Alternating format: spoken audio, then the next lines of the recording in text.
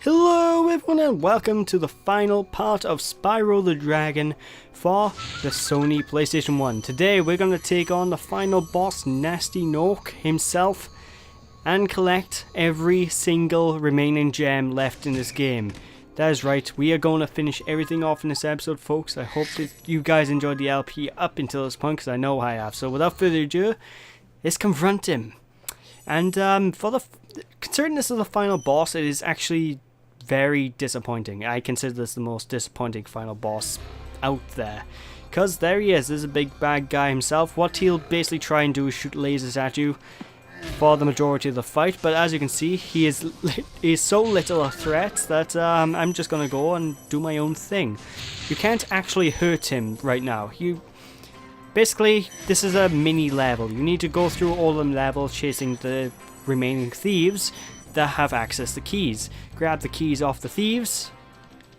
That rhymes. Grab the keys off the thieves, and then you'll be able to enter through doorways. Now these doorways, basically you've got 2 key slots in this area. So you need to catch 2 thieves, unlock the doors, so you can move on. And after a while, you'll actually be able to hit Nasty himself. Now, of course, killing him and getting the thieves are second priority for me, because I'm getting 100% of the gems. It's actually not that difficult to do, but I can see people having issues trying to get 100% of the gems. So there's this room completely cleared out, so I'm just going to chase after these thieves. These thieves are some of the hardest in the game. I don't know if they are the hardest, but trust me, it is very, very tricky to get hold of these thieves. They are the fastest and they're the slipperiest, so just learn the pattern that they run and you should be fine. Once you get the first key, run over here, and here's the second thief. And I completely lose him. I don't know where he went actually with this. I think he respawned somewhere. But me, like an idiot, goes backwards. But there we go, there we go. Now what we need to do is actually go through that door we just opened. And don't chase after the thief as quick as we can yet. Because of course we want to get the gems, and there's loads of gems in this level, folks. It's very easy to miss them out. And even when we get to the final phase where we're actually meant to fight Gnorc himself, we're going to still completely ignore him until we collected all the gems. I mean, look at them, they're so shiny, how can you not want to collect them?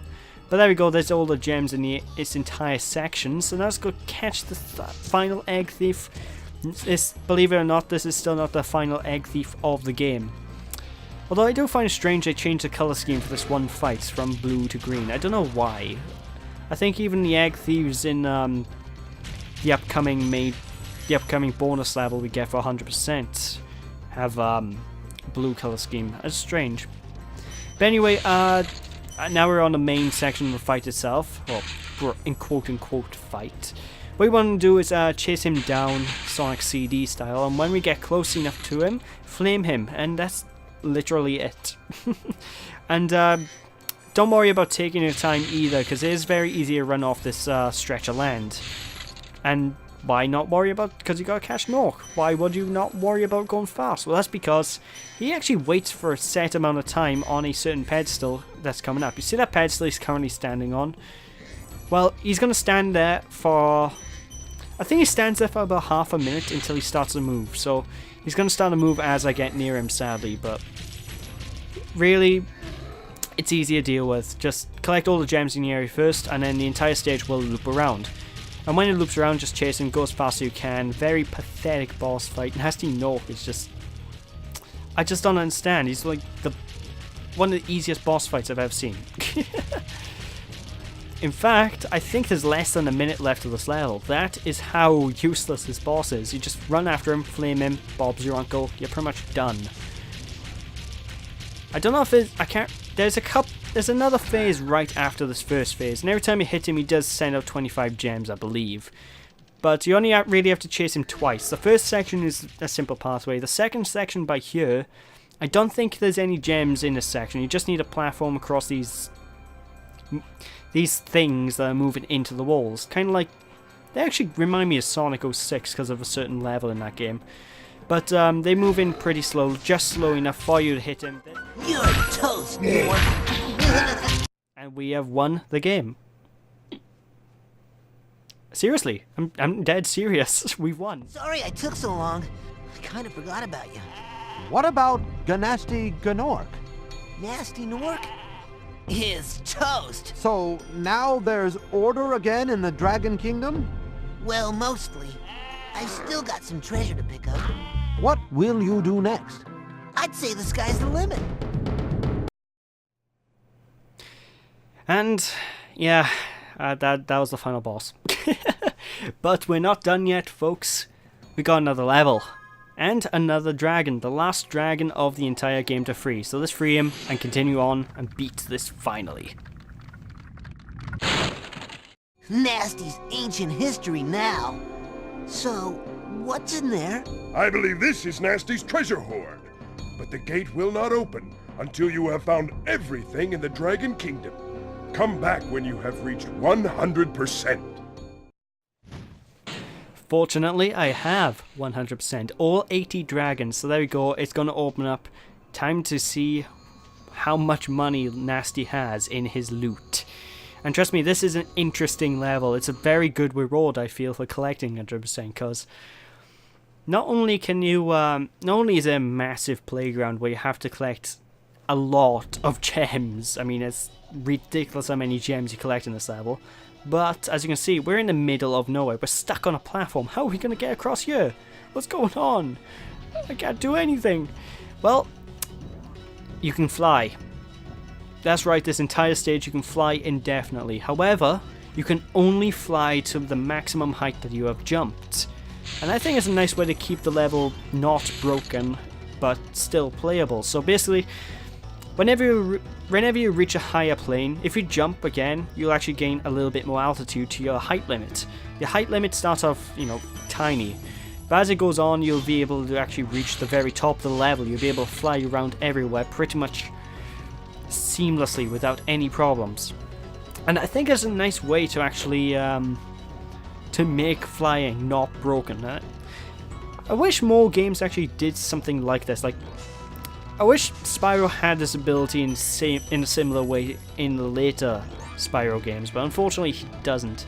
But anyway, as you can see, there's a lot more thieves around, and what do these thieves carry? Well, they're carrying keys. Well, what do these keys do? Well, they'll open up doors. And what these doors will do is they'll allow you to reach a higher area in the stage. When you reach a higher area, you'll obviously be able to jump higher, and so you'll be able to get a higher limit to your flying, so you can fly across to different locations and just traverse everything you can. And I don't know, it's just, I think it's a really well done way of progression. It's a really brilliant sort of climax of the game. Like, you finally earned your wings, you can finally free roam. Unfortunately, you can only fly in the stage, which is the most disappointing thing. I wish they made it so you could have flown any other level and and just sort of explore the boundaries of the stages, but unfortunately they didn't do that. Which is a shame, because I would have, if I was the developers, I would have done that and like lobbed some Easter eggs somewhere, so you can, if someone's willing enough to search around, they could have found, like, aha, you found me sort of deal. But I digress. Let's just continue through. Now, like I said, there are a lot of gems in this stage, and trust me, if you'll be amazed at see how many gems we've accumulated in this level. Like, so far we've reached 550. Oh, it gets better. It gets better. We get more than this. much, much more. I believe there's 2,000 gems in total. Yeah, you heard me, 2,000. So, again, just go through all the areas. You may get lost in your first time playing the stage though. And I actually did get lost in this run through because I was doing stupid things. But just keep looking around. Whenever you find a new key, find the door, and that's usually the way to go next. That plane you came out, that you just saw run out, that's the next thief. Now we need to chase him by flying across a set path with the thief to try and get the key that he's holding, and I like the way it works, I really do. Now the first thief is, there's a couple of thieves like this in the entire, in this level. The first one's easy to deal with because he just runs around in a circle and just flame him, and then boom, you get the key. Whenever I actually turn good enough. I think the thieves move slightly slower than you. So, or at least slightly slower, or at least the same speed. So the way you want to take these thieves out is basically cut corners as best you can. You need to try and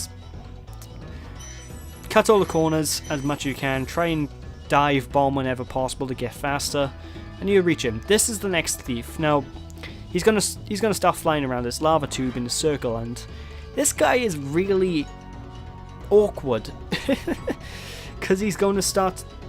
Basically, the closer you get to him, the more he'll try to get away. So he'll stop waiting for you on that pillar like he normally does now. And the only way I think you can get him is to actually cut the corners as best you can. So take really sharp turns and eventually you'll get him, and don't fly into poles. It's painful, don't you know? But yeah, simple enough to do. Of course, once you get this thief, you'll also get another key.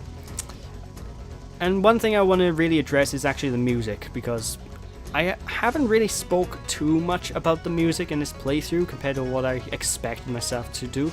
But the music is composed by Stuart Copeland, I believe the guy's name is. And as I said before when I did mention the music at one time, I think it's really well done. It's not too memorable to be honest, but it's there and it's something nice to listen to. I can't fault the music in any way. And I have stated I have actually used this music in the background while doing things like working on a uni assignment or something. I have this music in the background. It's just what I do. Not all the time, mind you, but it's some of the music I tend to play. But anyway, up here and you get 10 gems. Whoa. Whoa, yay me. And I believe this is the point where I actually get a bit stuck.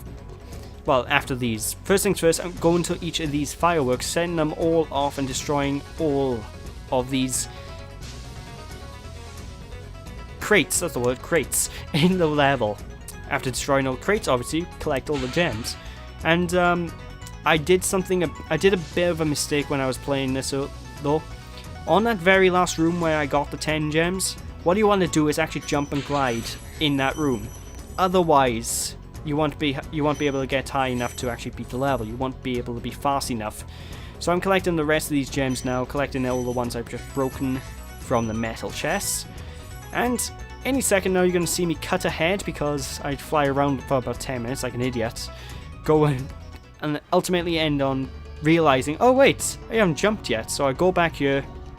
I go into that room and jump and glide, and that's the way to reach the end of the stage. We are almost done, folks. Now, you might be wondering, how are we almost done? We've got more than 1,000 gems left to pick up. Oh, there's a reason why we're almost done. If you look to where the exit portal is, right below there, as you can see, there's a passageway behind it. This passageway leads to our reward. First things first, all these gems, and just destroy all these firework capsules, and it's beautiful. It's absolutely beautiful. And with this, folks, this concludes the LP for good. Collecting all these gems is just like the best reward ever. It's just it gives you that feeling of, yes, I've won. And we got a nice picture of Nasty Gnorc there as well, in his badly rendered PlayStation 1 CGI. Things haven't aged that well. So there you go, 2000 and 2000. So for the last time, let's go and return home. And I'll see you guys in the credits. Spyro the Dragon, you've defeated Gnasty Gnorc, collected the dragon eggs, saved all the dragons, and recovered every bit of treasure in the Dragon Kingdom. How do you feel? I feel fired up, Bob. And I'm happy for the dragon world, of course. I certainly wouldn't want to spend the rest of my dragon days butting heads with Nasty Gnorc and his weird minions. What's a minion? Never mind. You know what they say. For every good battle, you need a good adversary. And I felt that Nasty, in spite of his misguided nature, was a worthy opponent. Uh-oh. Here we go again! And that was the ending. Not the best ending in the world, but despite what you can tell, despite the ending, the cliffhanger ending, you don't fight Nasty Gnorc in the sequel. He's not there. Nasty Gnorc doesn't return in the series until A Hero's Tale, I believe. So he has a long break after this game, and for the life of me, I really wish you could play Spyro with those sunglasses. I love it when he's wearing the sunglasses. It looks amazing. But that's been Spyro the Dragon, one of the greatest games ever made, one of the best PlayStation titles out there. Not the best, I wouldn't say. I think that title probably goes to Crash Bandicoot 2, but it's one of the best titles on the PlayStation 1.